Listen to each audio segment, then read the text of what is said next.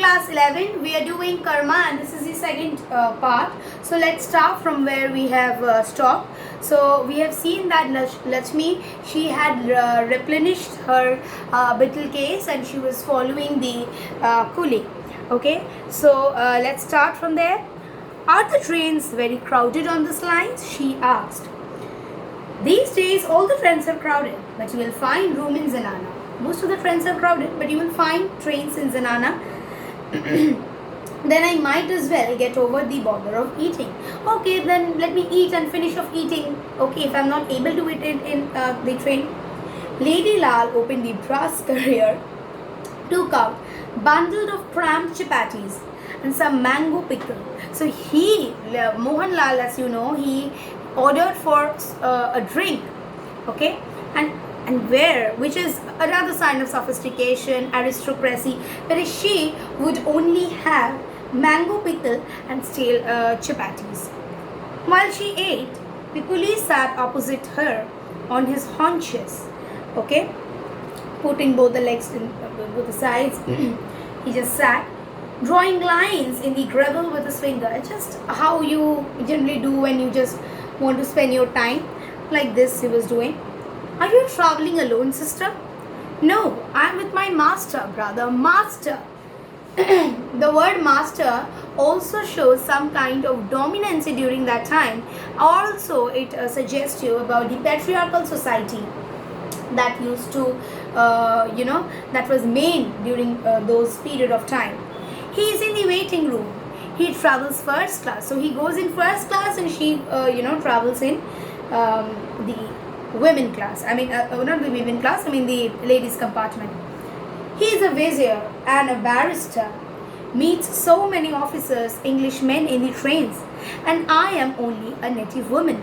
I can't understand English and don't know their ways, so I keep to my Zenana interclass. So she's very proud that her husband is, as a barrister, speaks to so many officers, is so sophisticated, but she feels ashamed about herself, that she herself cannot understand English. She is a native woman and she doesn't know many ways, and she wants to keep herself to the Zenana interclass. Lakshmi chatted away merrily. She was fond of little gossip and had no one to talk to at home. She would love to chat with people. She had no one to talk to at home. Her husband never had any time to spare for her. He never gave her time. She lived into the upper story of the house and he on the ground floor. He did not like her poor illiterate relatives hanging round his bungalow, so they never came.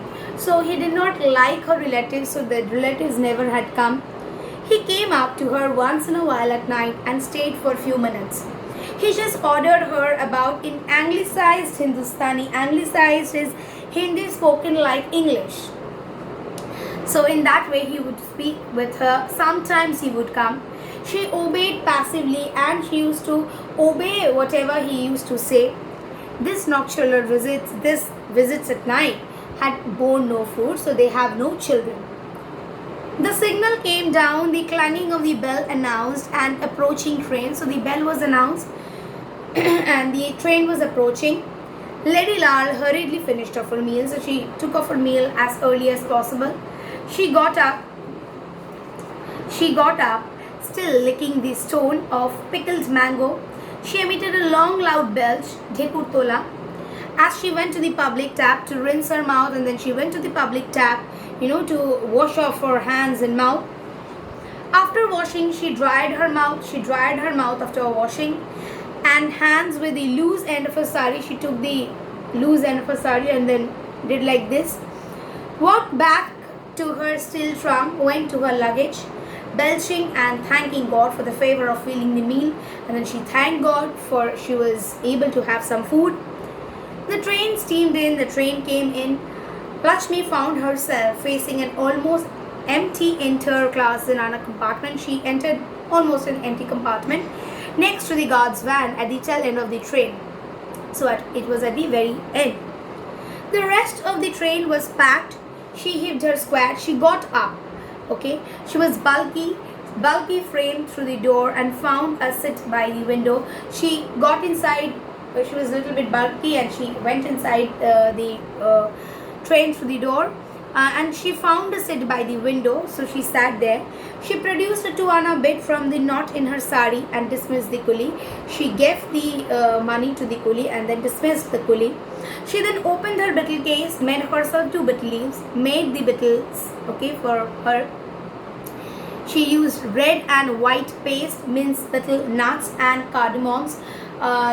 These are shupuri, then chun, khoir, all these things that you must be well accustomed to in Bengali, and lobongo. So then these she thrust into her mouth and then she ate it till her cheeks bulged to both the sides like this.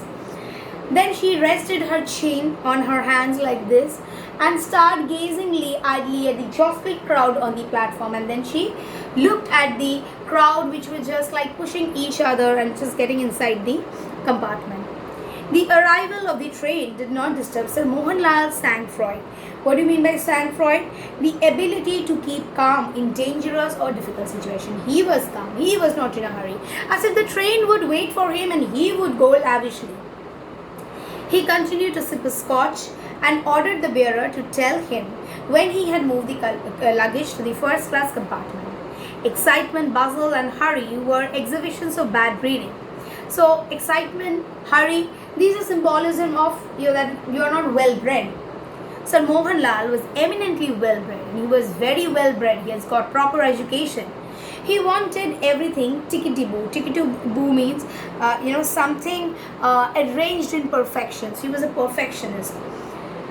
In his 5 years abroad, Sir Mohan had acquired the manners and the attitude of the upper classes. He rarely spoke Hindustani.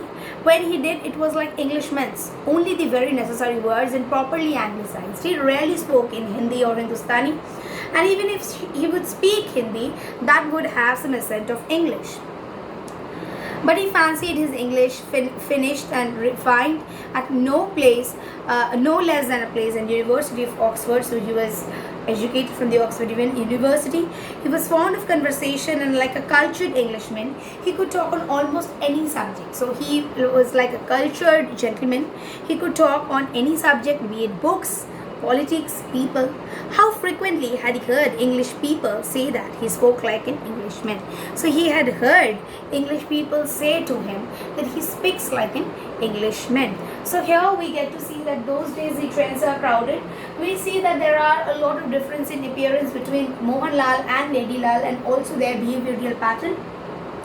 Lakshmi loved to chat, and she was always fond of gossip, and how she just took her beetles and she went inside. We see a glimpse of the society during that time, where she called her husband as to be a master, and we get how well bred was Mr. Mohanlal. In my next video, I shall continue with the next portion of Karma. Thank you.